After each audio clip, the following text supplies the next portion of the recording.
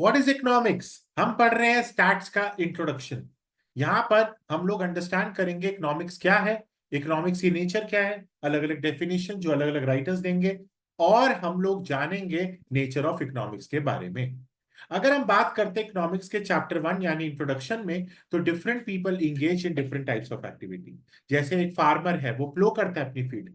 एक लेबर है जो वर्क करता है अपनी फैक्ट्री में। एक शॉपकीपर है, ही सेल्स गुड्स इन शॉप। एक टीचर है जो अपनी क्लासरूम में बैठे हैं। ये सब क्या कर रहे हैं? They all are working to earn livelihood. All these people work to satisfy their wants. Man has unlimited wants. Resources are limited. Wants are unlimited. And they have alternate uses. ये हमने कहाँ पढ़ा है? ये हमने माइक्रो इकोनॉमिक्स के economic problems में पढ़ा है। हमें खाना चाहिए, हमें क्लोथ्स चाहिए, हमें घर चाहिए, हमें एक नंबर ऑफ गुड्स चाहिए, एक कंफर्टेबल लाइफ चाहिए। हमें अपनी वॉन्ट्स को ठीक करना है। गुड्स एंड सर्विसेज हमेशा दो पार्ट्स में डिवाइड होती हैं। एक होती है इकोनॉमिक गुड्स और एक होती है नॉन इकोनॉमिक गुड्स। गुड्स, यहाँ पे क्वेश्चन लिख लीजिए, what do you understand by economic goods? What do you understand by economic goods? Any goods which are scarce and command a price are called economic goods. Any goods which are scarce and command a price is known as economic goods. ठीक है, cloth हो गया, car हो गया, furniture हो गया, T हो गया, मिल्क हो गया, शुगर हो गया, ये सब इसी का ही पार्ट है। नॉन इकोनॉमिक गुड्स जो बहुत ज्यादा मिला है and they do not command any market price are called non economic goods. Air, sunshine, give me some sunshine, give me some rain. ठीक है, ये सब आपके नॉन इकोनॉमिक गुड्स हैं। Most of the goods needed by man are in the nature of economic goods. हमारे यहाँ पे क्या बिकता है? इकोनॉमिक गुड्स बिकते हैं। नॉन इकोनॉमिक गुड्स हवा कौन बेचता है? ठीक है, सनशाइन कौन बेचता है? वो आजकल वो भी बिकेंगी फ्यूचर में, क्योंकि अब सब सब चीजें शॉर्ट हो जाएंगी। They are generally economic goods are in short supply, that is why they are needed.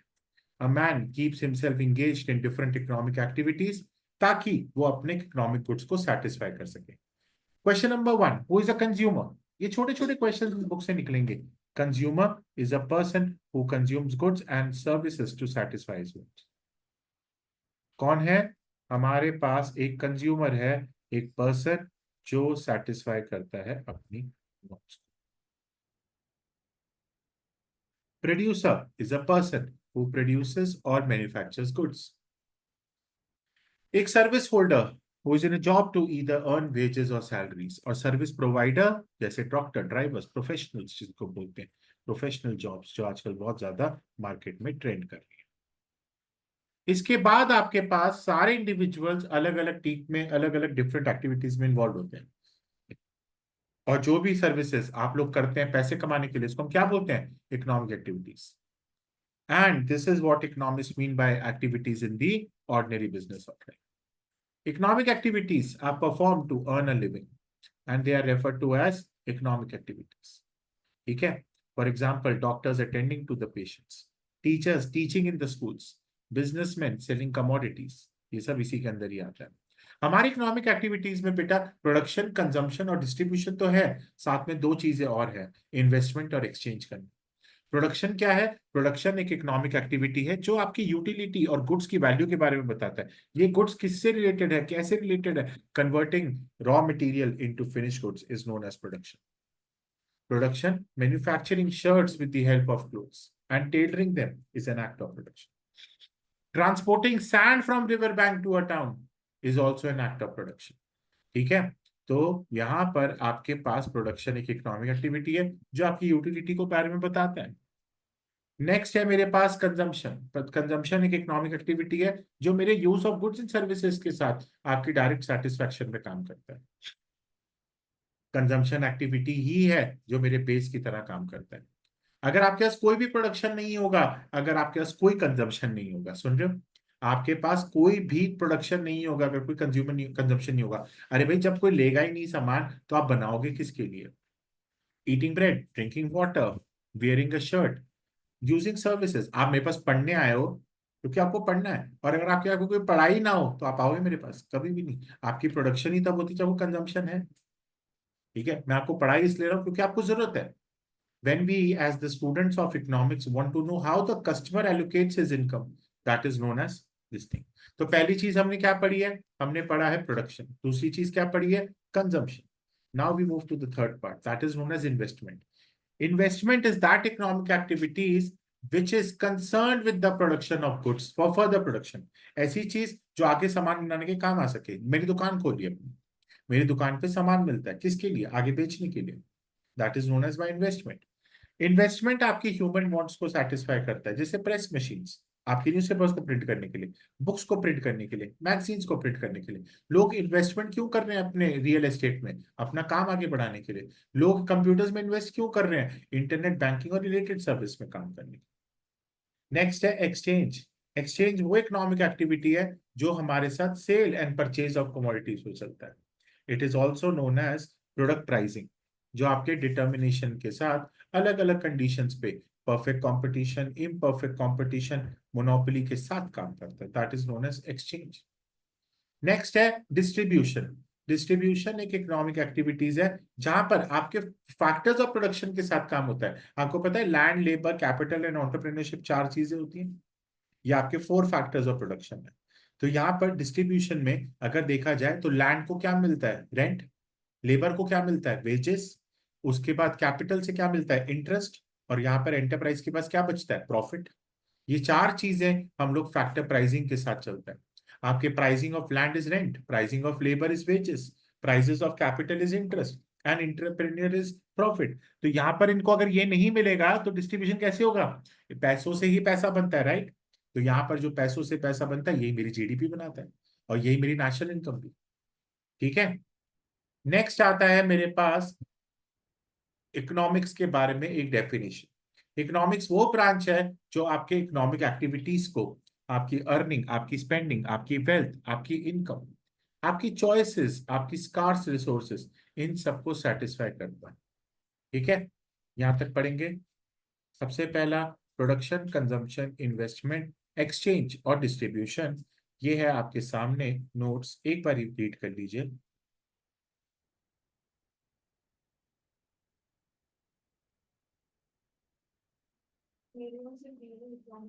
कोई बात सर तुम्हें तीन लिखते हैं। नहीं, पांच। जब तुम्हारी बुक में पांच है तो पांच। जिसकी बुक में तीन है, कुछ लोगों की बुक में तीन होगा, वो आप तीन करो, कोई दिक्कत नहीं। सर डिस्ट्रीब्यूशन का मतलब सैलरी होगा। डिस्ट्रीब्यूशन, हाँ वही सैलरी हो गया ना, मतलब आपने पास जो लास्ट में पैसा बचा। Now we move to non economic activities. Non economic activities are activities जिसका कोई इकोनॉमिक एस्पेक्ट नहीं है। They are not concern with money.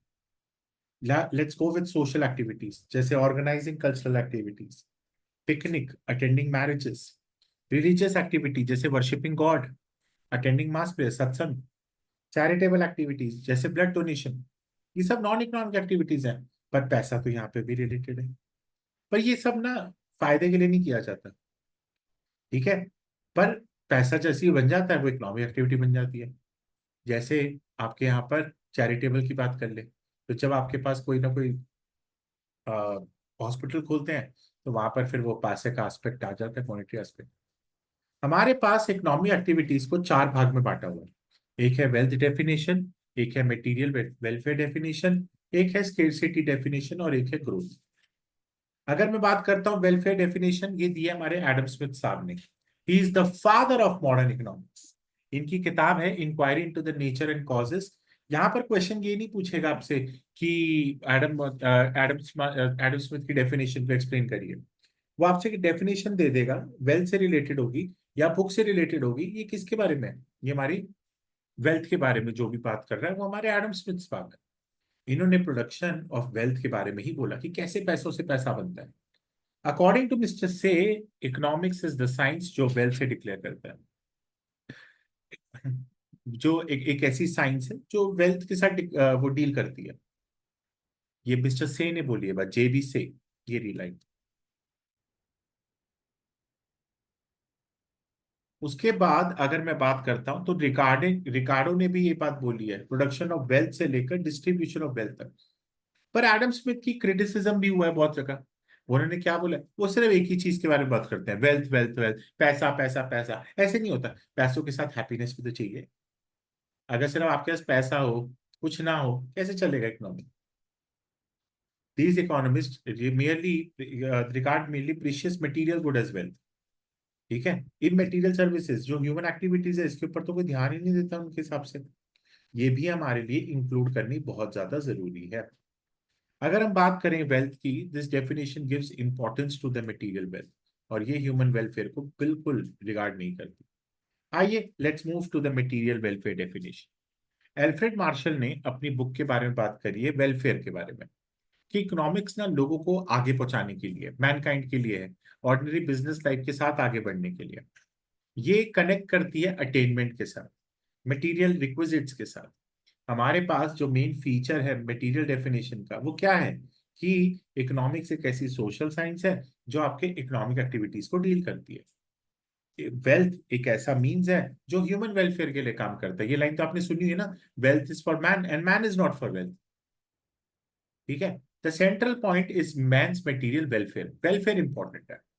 पर इसकी भी यहाँ पर भैया क्रिटिसिज्म के ऊपर बात हुई है। वो कहते हैं भाई मटेरियल गुड्स का बड़ा रॉन्ग कंसेप्ट है। वो कहते हैं economic studies about the material goods ये सब नहीं है सर। इमटेरियल्स और इंटेंजिबल गुड्स का क्या, intangible goods are those goods which we can not touch. Services of a teacher को भूल जाओगे, वो भी तो आपके वेलफेयर में आता है, पर ये लोग गिनते ही नहीं है। वो कहते हैं इकोनॉमिक्स का कोई रिलेशन नहीं है वेलफेयर के साथ, सिर्फ ये भी बोला जाता है। कुछ कुछ इकोनॉमिस्ट ये भी कहते हैं इकोनॉमिस्ट तो पैसा बनाने के लिए, हाँ लोगों का भला करने से पैसा कैसे बनेगा। सो इकोनॉमिक्स में ऐसी इकोनॉमिक चीजें हैं जहां पर आप सिर्फ पैसों के बारे में नहीं, आप सिगरेट बेच रहे हैं, आप दारू बेच रहे हैं, आप गुड़गांव में जाकर देखिए इतने बड़े बड़े शोरूम्स खुले हैं, वो क्या वेलफेयर कर रहे हैं? नहीं, they are not doing welfare, they are doing business. बहुत सारे बिजनेसमैन कहते हैं हम तो दुनिया में कमाने के से ज्यादा लोगों की सेवा करने के लिए बैठे हैं। भाई आप सेवा नहीं कर रहे हैं, आप पैसे कमा रहे हैं। Wrong division, Marshall division of human activities were also not correct. Robbins कहते हैं activities are neither economic nor non economic. Economic की और नॉन इकोनॉमिक की डेफिनेशन की तो अलग अलग बातें बोली गई हैं। मार्शल की डेफिनेशन दो it was better than Adam Smith, but यहाँ पर भी थोड़ी बहुत क्रिटिसिज्म था। अब आते हैं मेरा favourite, scarcity. Resources are scarce, they have alternative uses and they have means. तो ये मेरी फेवरेट डेफिनेशन है, ये बिल्कुल सही कहते हैं। ये कहते हैं, इनकी बुक का नाम था an essay on nature and significance of economic science. वो कहते हैं इकोनॉमिक्स एक ऐसी साइंस है जो ह्यूमन बिहेवियर के बारे में बात करते हुए चलता है। तीन इंपॉर्टेंट एस्पेक्ट्स हैं जिनका ध्यान रखना है, वो क्या है, एंड्स। ये होता है आपके ह्यूमन वांट्स के बारे में। There are unlimited human wants which is the fact of life. When one wants get satisfied another wants crop up. यही होता है ना, एक इच्छा खत्म दूसरी इच्छा चालू। This refers to scarcity of resources. Resources are limited in relation to unlimited wants. हर एक वांट सेटिस्फाइड नहीं हो सकती है। तो ह्यूमन रिसोर्सेज ने क्या करा है, they have decided which want satisfaction they desire first. Next is alternative uses. Alternative uses के बारे में अगर बात करूंगा, जैसे कोल है, coal is used in factories, in running railways, in thermal power station, households. Alternative uses यही बताता है कि कहीं ना कहीं इकोनॉमिक्स एक चॉइस है। यहां पर आपको एलोकेशन ऑफ रिसोर्सेज के साथ चलना ही पड़ेगा। क्रिटिसिज्म क्या बोल रहा है, क्रिटिसिज्म ये कह रहा है कि यहाँ पर जो मेन पॉइंट्स हैं they are neutral between ends. Economics को हमने न्यूट्रल की तरह रखा हुआ है। रॉबिन्स कहते हैं economic analyses the real situation, पर ये कहीं ना कहीं सिर्फ और सिर्फ पॉजिटिव साइंस के बारे में बात कर रहा है। एक्सेप्ट कर लिया, ठीक है, they would be of no use and economic would remain a fruitful science. पर इकोनॉमिस्ट ने अगर एडवाइस कर दिया, economist can not remain neutral. वो ये कहना चाहते हैं कि कभी भी स्केर्सिटी के ऊपर आप कभी भी न्यूट्रल नहीं हो सकते। आपको कहीं ना कहीं न्यूट्रल रहना पड़ता है इकोनॉमिक्स में, पर आप यहाँ पर हो नहीं सकते, क्योंकि कहीं ना कहीं जहाँ स्केर्सिटी होगी वहां पर आपका हमेशा पहले पक्ष जो है वो इसी पेज में चला जाएगा कि पॉजिटिव साइंस है, नॉर्मेटिव साइंस है, कौन सी साइंस है। दूसरी प्रॉब्लम जो हमारे साथ आती है, हर प्रॉब्लम स्केर्सिटी से नहीं होती है, कुछ प्रॉब्लम अबंडेंस से भी होती है। हर चीज कुछ ज्यादा भी तो होती है। पॉपुलेशन, हमारे यहाँ स्केर्सिटी नहीं है भाई, हमारे यहाँ तो अबंडेंस है, वो भी एक बहुत बड़ा प्रॉब्लम है। ठीक है। और हमारे यहाँ जो ओवर प्रोडक्शन होने लग गई आजकल, रिसोर्सेज का एक्सप्लॉइटेशन होने लग गया, वो भी एक बहुत बड़ा फ्यूचर में प्रॉब्लम है। लास्ट है हमारा ग्रोथ डेफिनेशन। ये हमारे किसने दी है, ये सैमुअलसन ने दी है। ये कहते हैं कि economics is the study of how people in society ends up choosing with और without the use of money. ये कैसे आपके कमोडिटीज को डिस्ट्रीब्यूट करता है, कैसे ग्रुप्स को चलाता है, ये आपकी कॉस्ट और बेनिफिट्स को एनालाइज करता है, ये आपके एसेंशियल एलिमेंट्स के साथ आगे बढ़ता है, ये सारी चीजों को प्रमोट भी करते हुए चलता है। ठीक है, ये है मेरा इकोनॉमिक्स के 4 डेफिनेशन, जिसको हमें पूरा का पूरा ध्यान रखना है। मैं फिर से बता रहा हूं, सबसे पहला wealth, Adam Smith, welfare, Alfred Marshall, scarcity जो नया प्रॉब्लम है, रॉबिन्स और सैमुअलसन ग्रोथ डेफिनेशन, ये हमें इकोनॉमिक्स आगे बढ़ाने में हेल्प है। ओके, ओके, यहां तक आपका लास्ट।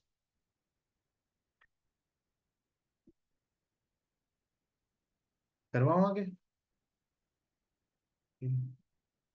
चलिए, अब हम चलते हैं nature of economics, economics as a science. Science हमारे पास दो तरह की होती है, एक होती है हमारी जो नेचुरल साइंस हम लोग पढ़ते हैं, वो 3 लॉज ऑफ फिजिक्स वगैरह।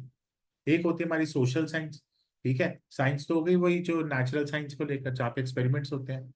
बट कुछ साइंस हमारे पास है जैसे इकोनॉमिक्स, ये ऐसी ब्रांच है जहां पर हम लोग हमेशा कलेक्ट करते हैं, क्लासिफाई करते हैं, एनालाइज करते हैं। आप स्टैट्स पढ़ते हो, मैच चल रहा है इंडिया और ऑस्ट्रेलिया का, मैच का स्कोर है 81 फॉर 1, 7.3 ओवर्स में।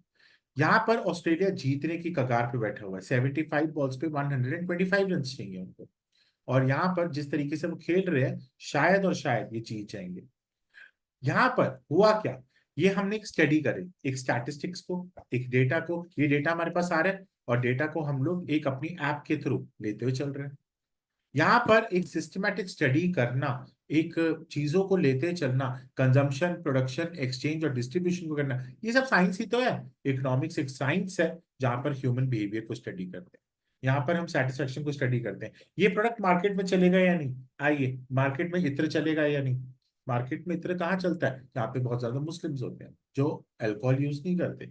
हमारे पास इत्र वहां चलता है जहाँ पे लोग बड़े सुपरस्टिशियस होते हैं और वो हमेशा इत्र का इस्तेमाल अपने ब्यूटी के लिए करते हैं, शुक्र के लिए करते हैं। इकोनॉमिक्स एक ऐसी साइंस है जहां पे लॉस तो हमेशा ही ट्रू रहते हैं, बट डिफरेंट, जैसे law of demand, law of supply, law of diminishing marginal utility, law of returns, ये सारे के सारे लॉस के बारे में आप एक एक करके जानेंगे, अलग अलग चीजों के बारे में। नेक्स्ट है मेरे पास cause and effect relationship. Economic laws आपके साथ कॉज एंड इफेक्ट रिलेशनशिप में बात करते हैं। ये आपके रिलेशनशिप में प्राइस और चेंज इन डिमांड के साथ चलते हैं, या आपकी प्राइस ऑफ कमोडिटी के साथ चलते हैं। तो सोचिए, अगर आपकी प्राइस कमोडिटी का बढ़ रहा है, या आपकी डिमांड को इंक्रीज करेगा, डिक्रीज करेगा। अब आते हैं मेरे पास verification. Economic laws are always open to verification, जैसे हम इन्वेस्टिगेशन करते हैं। आइए सबसे पहले समझाता हूं इकोनॉमिक्स कैसे एक पॉजिटिव साइंस है। पॉजिटिव साइंस एक वो साइंस होती है जो व्हाट और हाउ के साथ, फैक्ट्स के साथ डील करता है। तो प्रोफेसर रॉबिन ये कहते हैं इकोनॉमिक्स एक प्योरली साइंस की तरह पॉजिटिव साइंस, क्योंकि वो कहते हैं कि इकोनॉमिक्स जो है वो न्यूट्रल रहती है और there should be no desire to learn about ethics. वो जो कहती है वो फैक्ट के साथ कहती है। एक कंट्री वाइबल है, या मतलब एक कंट्री फीजिबल है, रहने लायक है, ये इकोनॉमिक्स से तो बताएगा। एक कंट्री गरीब है, एक कंट्री अमीर है, ये डेटा के साथ करता है। ये नहीं कहता किसी को बुरा लग रहा है, सच बुरा लग रहा है, ये वही करता है जो इसको करना है। जैसे India is the second largest populated, fact है। Prices have been rising in India, fact है। Increases in real per capita income increases the standard of living people, ये भी फैक्ट है। ये सारे फैक्ट हमारे किस बारे में बात करते हैं, economics as a positive science. Positive science के बारे में ही ये सारी चीजों को लेते हुए चलते हैं। क्या ये बात समझ में आ रही दोस्त। नेक्स्ट आता है मेरे पास इकोनॉमिक्स एक नॉर्मेटिव साइंस। नॉर्मेटिव का मतलब क्या हो गया, हमारा देश कैसा हो, हमारा देश ऐसा हो। नॉर्मेटिव साइंस डील करता है कैसे हम इकोनॉमिक प्रॉब्लम्स को सॉल्व करेंगे। एल्फ्रेड मार्शल और पिगू ने नॉर्मेटिव साइंस के बारे में बात करी। यहाँ पर उन्होंने अलग अलग स्टेटमेंट्स को लेकर अलग अलग बातों के साथ हमें नॉर्मेटिव स्टेटमेंट्स की तरफ लेकर चले। नॉर्मेटिव स्टेटमेंट्स कभी भी वेरीफाई नहीं हो सकती, ये हमेशा ऑट में रहती है। ऑट का मतलब ऐसा होगा, वैसा होगा, ये होगा, वो होगा। ठीक है, एग्जाम्पल्स क्या है नॉर्मेटिव साइंस का, free education should be given to poor, steps should be taken to reduce income. ये सारा का सारा सिस्टम हमारी इकोनॉमी के साथ चलता है। इकोनॉमिक्स एक पॉजिटिव साइंस और नॉर्मेटिव साइंस, ये दोनों इनसेपरेबल है। इकोनॉमिक्स के अगर हम बात करते हैं तो ये पॉजिटिव और नॉर्मेटिव लाइंस को साथ में ही लेकर चलती हैं। ये एक्सप्लेन करती हैं कि कैसे हमें एक पूरा का पूरा देश बनाना है।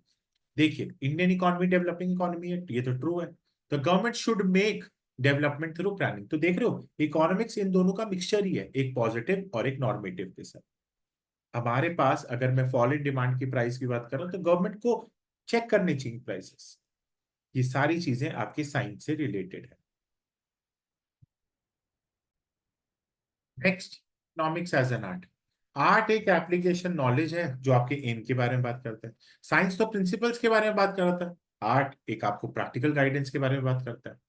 जैसे हमें पता है कि एक ऑयल शॉर्टेज है, एक हमें इंफॉर्मेशन है जहाँ पे इकोनॉमिक्स पॉजिटिव है। वी ऑल्सो नो कि गवर्नमेंट जो है वो रिमूव कर रही है ऑयल शॉर्टेजेस को। तो यहाँ पर इकोनॉमिक्स क्या करता है, एक नॉर्मेटिव साइंस की तरह काम करता है। पर हमारे साथ में कैसे एक प्लानिंग को लेकर चलेगा, प्लान से एक चीजों को लेकर चलेगा, कैसे अपने ऑब्जेक्टिव्स पूरे करेगा, ये एक कला है, एक आर्ट है। भाई साइंस क्या था, फैक्ट था, हमें ऐसा करना चाहिए। पर ये कला कि कैसे करना है, ये हमारा आर्ट के बारे में है। तो इकोनॉमिक्स क्या है, सिर्फ साइंस नहीं है, आर्ट भी है। लास्ट क्वेश्चन हमारे पास आता है, what is the difference between micro economics and macro economics. Micro economics हमारी इंडिविजुअल के बारे में बात करता है, प्राइस डिटर्मिनेशन के बारे में, बिहेवियर ऑफ कंज्यूमर के बारे में। मैक्रो इकोनॉमिक्स मेरी स्टडी ऑफ एग्रीगेट्स के बारे में, एज अ होल इकोनॉमी के बारे में। ये तो हमने पढ़ा ही है डिफरेंस अपने माइक्रो और मैक्रो के इंट्रोडक्शन टू माइक्रो इकोनॉमिक्स में। यहाँ पर हम लोग इसको इनकम और एम्प्लॉयमेंट थ्योरी भी कहते हैं। ये एक आपकी छोटी सी क्लास थी जो आपकी स्टैट्स को बेसिक्स के बारे में बताता है। तो हमने क्या क्या पढ़ा, हमने इकोनॉमिक गुड्स के बारे में पढ़ा, हमने इकोनॉमिक एक्टिविटीज के बारे में पढ़ा, अलग अलग डेफिनेशंस के बारे में पढ़ा, इकोनॉमिक्स आर्ट कैसे है, इकोनॉमिक साइंस कैसे है, पॉजिटिव साइंस क्या होती है, नॉर्मेटिव साइंस क्या होती है, और डिफरेंट ब्रांचेस क्या होती है। आइए यहीं पर ही खत्म करते हैं और अपने इष्ट देव को याद करके क्लास खत्म। Thank you and have a nice day. Bye bye, take care, शब्बा खैर, शुभ रात्रि एंड सत श्री अकाल।